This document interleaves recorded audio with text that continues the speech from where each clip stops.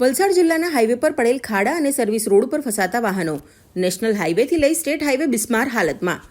વાંસદાના ધારાસભ્ય અનંત પટેલનું બિસ્માર રસ્તાઓને લઈ નિવેદન. વલસાડ ડાંગ સાંસદનું નામ લીધા વગર જુઠ્ઠાલાલ ગયા. સાંસદના 48 કલાકના અલ્ટિમેટમનો ફિયાસ્કો થયો છે. મંત્રીઓ અને અધિકારીઓ બહેરા છે અને જાડી ચામડીના છે. નેતાઓએ તગારા પાવડા લઈને રસ્તા પર ઉતરવું જોઈએ. જો ભાજપના નેતાઓ રસ્તા પર ઉતરે, ખાડા પૂરે, જો ન પૂરે તો કોંગ્રેસે ચક્કાજામ કરવાની આપી ચીમકી. નેશનલ હાઈવે 48 હોય કે નેશનલ હાઈવે 56 હોય, ખૂબ બિસ્માર છે. પરંતુ જુઠાલાલની જે વાત હતી, 48 કલાકમાં રસ્તા બની જશે, રાતના ફોટો સેશન કરવા રોડ પર ઉતરી પડ્યા હતા અધિકારીઓ સાથે. પરંતુ મને હવે લાગે છે કે એમણે પાવડા તગારા લઈને રોડ પર ઉતરવું પડશે. અને જો જુઠાલાલ પાસે પાવડા તગારા નહીં હશે તો અમે કોંગ્રેસ સમિતિ દ્વારા એમને આપીશું. પરંતુ તમે ગમે તે કરો, ગમે ત્યાં જાઓ, પણ તમારું સુસુર્યું પણ નથી લાગતું અને ઉગતું પણ નથી એવું લાગે છે.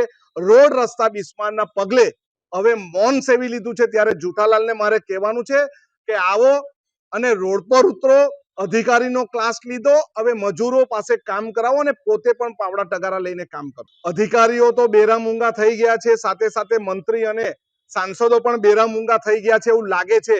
ટેક્સ પેયર છે આપણે ખાડા પણ બિસ્માર ખાડામાં હોવાનું છે અને કોઈ અધિકારીને પૂછી પણ નથી શકતા. અને સાથે ટોલ ટેક્સ તો ત્યાંનો ત્યાં જ, જ્યાં સુધી ખાડા છે ત્યાં સુધી ટોલ ટેક્સ ન લેવું એવું પણ તમે જાહેરનામું પાડી શકો છો. પરંતુ આ જાડી ચામડીના વલસાડ જિલ્લાના નેતાઓ જે છે એમનું અધિકારીઓ પાસે ફદ્યું પણ આવતું નથી અને એમણે ખરેખર અધિકારી પાસે રૂવાબ જમાવાના બદલે પોતે આ ખાડા પૂરવા પાવડા તગારા લઈને ઉતરી જવું જોઈએ. જો તમે આ વિડીયો ફેસબુક પર જોઈ રહ્યા છો તો લાઈક અને ફોલો કરો, અને યુટ્યુબ પર જોઈ રહ્યા છો તો અમારી ચેનલને સબસ્ક્રાઇબ કરો.